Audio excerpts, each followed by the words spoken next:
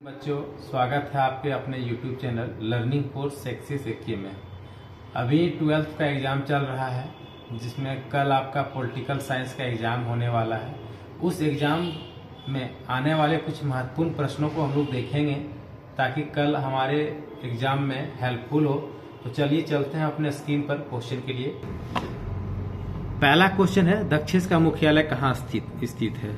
तो दक्षिण का जो मुख्यालय है वो हमारा कहाँ पे है, काठमांडू में स्थित है। ठीक है, फिर दूसरा क्वेश्चन चलते हैं। ये हमारा है, भारत पाकिस्तान का युद्ध कब हुआ था। भारत पाकिस्तान का जो युद्ध हुआ था वो आपको पता होना चाहिए कि 3 बार युद्ध हुआ है, 1965 में, 1971 में। तो अभी हम इस ऑप्शन के अनुसार हम लोग चलेंगे। ऑप्शन में क्या दिया हुआ, 1971 में। ठीक है, फिर आगे बढ़ेंगे। क्वेश्चन नंबर 3 में है, संयुक्त राष्ट्र संघ के वर्तमान महासचिव कौन है ना। महासचिव पूछा गया, तो महासचिव हमारे कौन है, एंटोनियो गुटेरस है।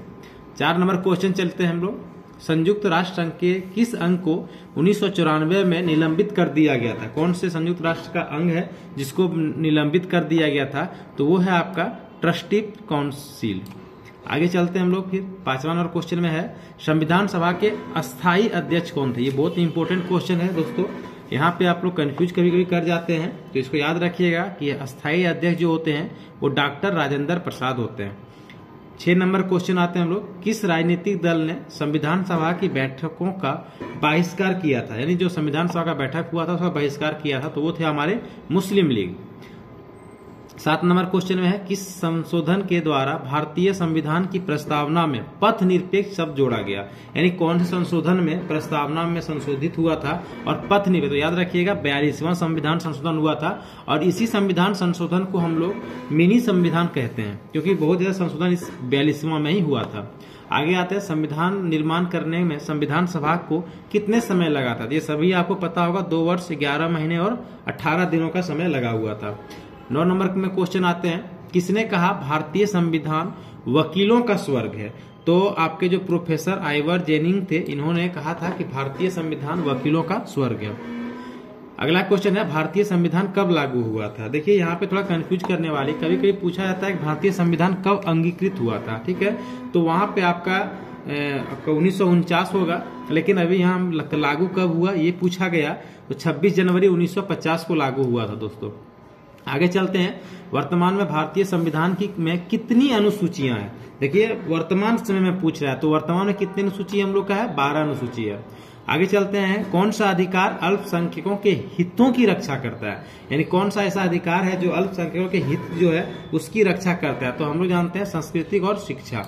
ठीक है, आगे आते हैं। 13वां नंबर में है, संविधान के किस अनुच्छेद द्वारा अस्पृश्यता का उन्मूलन किया गया था। अस्पृश्यता का मतलब होता है छुआछूत की जो थी उसका उन्मूलन हुआ था, तो हमारे अनुच्छेद 17 के द्वारा किया गया था। ठीक है, नेक्स्ट क्वेश्चन आते हैं, संविधान के किस संशोधन द्वारा संपत्ति के अधिकार को मौलिक अधिकार से हटा दिया गया था। यानी संविधान में पहले एक हमारा अधिकार मौलिक अधिकार था संपत्ति का अधिकार, जो अब हम लोग का संपत्ति का अधिकार जो है वो कानून अधिकार बना हुआ है ना, मौलिक अधिकार नहीं है। तो ये कौन से अनुच्छेद से हटाया गया था, तो हमारे 44वां संविधान संशोधन जो हुआ था उसमें हटा दिया गया था।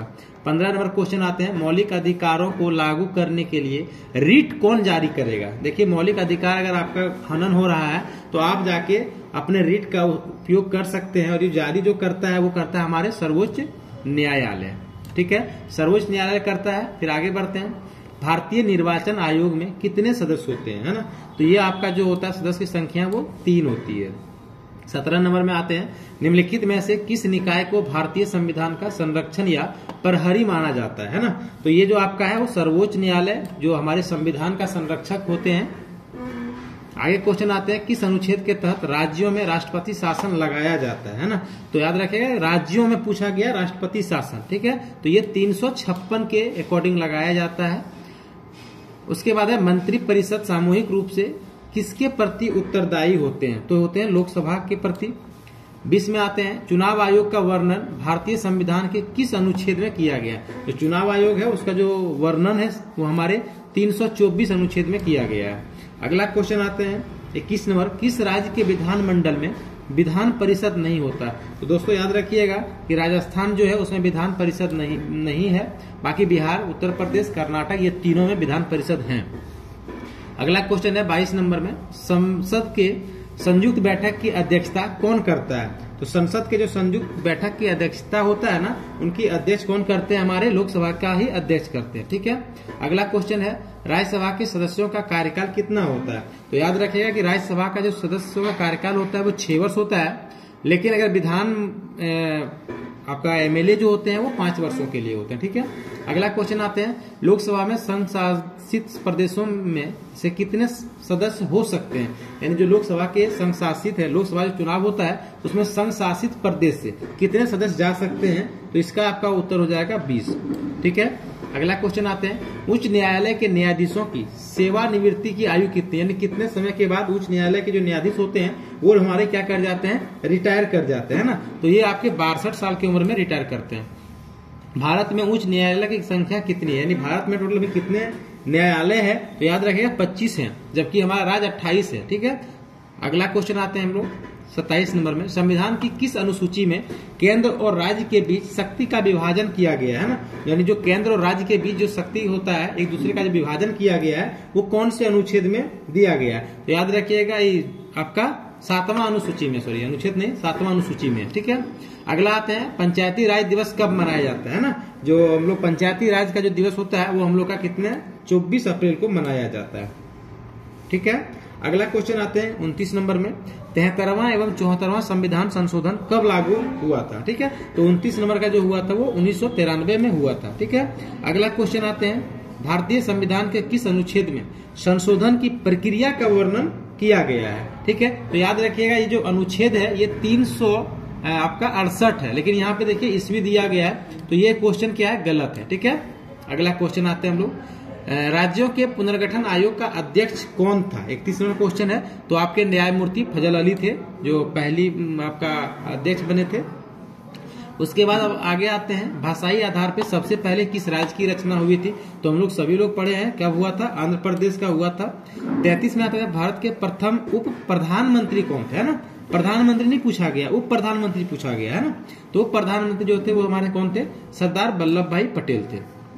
अगला आते हैं ताशकंद समझौता कब हुआ था? दोस्तों याद रखना कि 1965 के समय में पाकिस्तान और हिंदुस्तान में युद्ध हुआ था, लड़ाई के बाद एक समझौता हुआ था, उसी को हम लोग ताशकंद समझौता कहते हैं, और वो आपके 1966 ईस्वी में किया गया था। ठीक है। अगला क्वेश्चन आते हैं कि कांग्रेस के युवा तुर्कों में किसे जाना जाता है, यानी कौन से हैं जिन्हें युवा तुर्क कहा जाता था कांग्रेस में, है ना? तो वो थे हमारे चंद्रशेखर जी। अगला क्वेश्चन आते हैं स्वतंत्र भारत में आम चुनाव पहली बार कब हुआ था? जब हमारा देश आजाद हो गया था उसके बाद हम लोग का चुनाव जो हुआ था, आम चुनाव, वो कब हुआ था, है ना? तो वो जो हुआ था आपका पहला 1952 में हुआ था। भारत के प्रथम कानून मंत्री कौन थे? हमारे जो भारत के कानून मंत्री थे तो हमारे बाबा साहब भीमराव अम्बेडकर थे, है ना? अगला क्वेश्चन है कि भारत में कौन सी दलीय व्यवस्था वर्तमान में मौजूद है? तो याद रखिएगा कि हम लोग के यहाँ बहुदलीय व्यवस्था चलता है। अगला क्वेश्चन है योजना आयोग को भंग कर कौन सा आयोग बना? यानी तो आपको पता होगा हमारे प्रधानमंत्री नरेंद्र मोदी जी ने 2014 में योजना आयोग को भंग करके नीति आयोग की गठन किया था और अब यही कार्यरत है। अगला क्वेश्चन है राष्ट्रीय विकास परिषद के अध्यक्ष कौन होता है ना? ये क्वेश्चन है, तो याद रखिएगा कि राष्ट्रीय विकास परिषद जो अध्यक्ष होते हैं वो प्रधानमंत्री होते हैं। 41वां क्वेश्चन है कि निम्न में से किस युद्ध के परिणाम स्वरूप एक नए देश का जन्म हुआ था, है ना? तो ये आपका हुआ था भारत पाक के युद्ध में। उसके बाद अगला क्वेश्चन आते हैं हम लोग पंचशील समझौता किन दो देशों के बीच हस्ताक्षरित हुआ था? तो ये हम लोग जानते हैं 1962 में हुआ था, भारत और चीन के बीच में हुआ था। ठीक है। उसके बाद अगला क्वेश्चन है 1972 में भारत और पाकिस्तान के बीच किस समझौते पर हस्ताक्षर किया गया था? तो हम लोग जानते हैं शिमला समझौता हुआ था। अगला क्वेश्चन है अविश्वास प्रस्ताव पारित होने के कारण किस प्रधानमंत्री ने त्यागपत्र दिया था? तो हम लोग जानते हैं बीपी सिंह, जिन्होंने त्यागपत्र दे दिया था। अगला क्वेश्चन हम लोग आते हैं 45 नंबर में है भारतीय राष्ट्रीय कांग्रेस की पहली महिला अध्यक्ष कौन थी? तो हम लोग जानते हैं दोस्तों कि जो महिला अध्यक्ष पहली बनी थी वो थी हमारी एनी बेसेंट, है ना? उसके बाद आगे बढ़ते हैं भारत का राष्ट्रपति किसके द्वारा चुना जाता है? तो जो भारत के राष्ट्रपति होते हैं दोस्तों वो हमारे निर्वाचक मंडल के द्वारा चुना जाता है। 47 क्वेश्चन नंबर में किस वर्ष जनता पार्टी का केंद्र में शासन स्थापित हुआ था? यानी जनता पार्टी की सरकार कब बनी थी? तो 1977 में बनी थी, है ना? अगला क्वेश्चन है भारत में संपूर्ण क्रांति की घोषणा किसने की थी? तो हम लोग जानते हैं जयप्रकाश नारायण जी थे जिन्होंने संपूर्ण क्रांति की घोषणा की थी। उसके बाद है 1975 में आपातकाल की घोषणा करने वाले राष्ट्रपति का नाम क्या था, है ना? तो इनका जो था वो थे हमारे फखरुद्दीन अली अहमद, जिन्होंने राष्ट्रपति आपातकाल घोषणा किया था। उसके बाद है बोडोलैंड स्वायत्त शासित परिषद किस राज्य में है? तो इसका जो आंसर होगा ये हमारे असम के होते हैं, बोडो। उसके बाद है पूर्वोत्तर भारत के 7 बहनों में से कौन सा राज्य शामिल नहीं? इनमें से पूछ रहा कि इनमें 7 बहन में से कौन सा राज्य है जो नहीं है? तो ये आसान सा क्वेश्चन है, ये आपका कौन सा हो जाएगा? पश्चिम बंगाल हो जाएगा। अगला क्वेश्चन है कि प्रथम पिछड़ा वर्ग आयोग के अध्यक्ष कौन थे, है ना? तो इनका जो पहला आयोग के अध्यक्ष थे वो थे हमारे काका साहब कालेकर। उनके बाद आते हैं हम लोग किस प्रधानमंत्री ने मंडल आयोग की सिफारिशों को लागू किया था? तो इसका आंसर होगा बीपी सिंह। अगला क्वेश्चन है कि कौन सा संविधान संशोधन शहरी स्थानीय शासन से जुड़ा हुआ है? तो ये आपका कौन सा हो जाएगा? 74वां हो जाएगा। किस प्रधानमंत्री ने 1991 में पूरब की ओर देखो की नीति प्रारंभ की थी? तो ये थे हमारे नरसिम्हा राव जी, पीवी नरसिम्हा राव जी। उसके बाद है सूचना का अधिकार किस वर्ष लागू किया गया था? जो सूचना का अधिकार, जिस अधिकार से हम लोग किसी भी सूचना को प्राप्त करते हैं, तो ये जो हमारा लागू हुआ था ना, ये 2004 ईस्वी में लागू किया गया था। अगला क्वेश्चन है दलित पैंथर्स नामक भारतीय संगठन की स्थापना भारत के किस राज्य में हुआ था? तो ये महाराष्ट्र में हुआ था। उसके बाद है बलवंत राय मेहता समिति ने अपने प्रतिवेदन में कितने स्तरीय पंचायती राज व्यवस्था सिफारिश की थी? तो अभी जो हम लोग के पंचायती राज में त्रिस्तरीय होता है ना, ये बलवंत मेहता समिति का ही देन है। अगला क्वेश्चन है प्रथम गुट निरपेक्ष सम्मेलन के अध्यक्ष कौन थे? तो जो प्रथम गुट निरपेक्ष सम्मेलन के जो अध्यक्ष थे ना, वो थे हमारे टीटो सर, मार्शल टीटो जी, है ना? अगला क्वेश्चन है भारत ने पहला सफल परमाणु परीक्षण कब किया था? तो 1974 में किया था। मैकमोहन रेखा कहाँ स्थित है? तो जो मैकमोहन जो रेखा हमारा है ना, वो हमारा कहाँ पे स्थित है? हमारे अरुणाचल प्रदेश में स्थित है। अगला क्वेश्चन है निम्नलिखित में कौन सा देश सार्क का सदस्य नहीं है? यानी इनमें से कौन सा देश है जो सार्क का सदस्य नहीं है? तो एकमात्र देश है और वो है हमारा म्यांमार। अगला क्वेश्चन है सार्क का प्रथम सम्मेलन किस देश में हुआ था? तो हमारे बांग्लादेश में ढाका में हुआ था पहला सम्मेलन। अगला क्वेश्चन है अंतर्राष्ट्रीय न्यायालय का मुख्यालय कहाँ पे है? तो अंतर्राष्ट्रीय न्यायालय का जो मुख्यालय है ना हमारा, वो हमारा है आपका न्यूयॉर्क। नहीं, ये नहीं होगा दोस्तों, ये नहीं होगा। आपका कौन सा होगा? द हेग होगा, ठीक है, ये होगा द हेग। उसके बाद क्वेश्चन है भारतीय संविधान का कौन सा अनुच्छेद मौलिक कर्तव्यों से संबंधित है ना? तो इसका होगा आपका 51A का है। उसके बाद आता है अगला क्वेश्चन भारतीय संविधान में कुल कितने मौलिक कर्तव्य हैं? तो हमारे जानते हैं हम लोग 11 मौलिक कर्तव्य हम लोग के हैं। उसके बाद है भारतीय संविधान के किस भाग में नीति निर्देशक तत्वों का उल्लेख किया गया है? तो हम लोग जानते हैं कि चौथे। अगला क्वेश्चन है 19वें अनुच्छेद में नागरिकों की कुल कितनी स्वतंत्रताएं वर्णित की गई है? तो इसमें हम लोग के जो वर्णित स्वतंत्रताएं हैं वो 6 प्रकार के हैं। अगला क्वेश्चन आते हैं हम लोग राज्य में मुख्यमंत्री की नियुक्ति कौन करता है ना? तो जो राज्य में मुख्यमंत्री की नियुक्ति होता है ना, वो हमारे राज्यपाल करते हैं। राष्ट्रपति राज्यसभा में के कितने सदस्यों को मनोनीत कर सकता है? तो हमारे टोटल 12 सदस्यों को मनोनीत करते हैं हमारे राष्ट्रपति। राज्य की सरकार का वास्तविक प्रमुख कौन होते हैं? यानी जो राज्य सरकार होता है उसका वास्तविक प्रमुख जो होता है वो कौन होता है? तो हमारे जानते हैं हम लोग कि मुख्यमंत्री होते हैं। अगला क्वेश्चन है कि बिहार विधान परिषद में कितने सदस्यों को राज्यपाल नियुक्त करता है? तो याद रखिएगा 1/6 करता है, ठीक है। अगला क्वेश्चन आते हैं हम लोग 73 नंबर में कि भारत में किसी मृत्यु दंड पाए अपराधी को क्षमादान प्रदान करने की शक्ति किसे प्राप्त है? तो हम लोग आराम से जानते हैं इस चीज को कि हमारे राष्ट्रपति जो होते हैं वही हमारे मृत्यु दंड को बदल सकते हैं। राज्यसभा का सदस्य होने के लिए उम्मीदवार की न्यूनतम आयु कितनी होती है? तो कितनी होनी चाहिए? कम से कम 30 वर्ष होनी चाहिए। अगला क्वेश्चन है लोकसभा का विघटन कौन करता है? जो लोकसभा हमारे चल रहे हैं उसका विघटन कौन करते हैं? हमारे राष्ट्रपति करते हैं। 76 नंबर में भारतीय संविधान के किस अनुच्छेद में राष्ट्रपति अध्यादेश जारी कर सकता है ना? तो ये हमारे कितने अनुच्छेद में? 123 में है।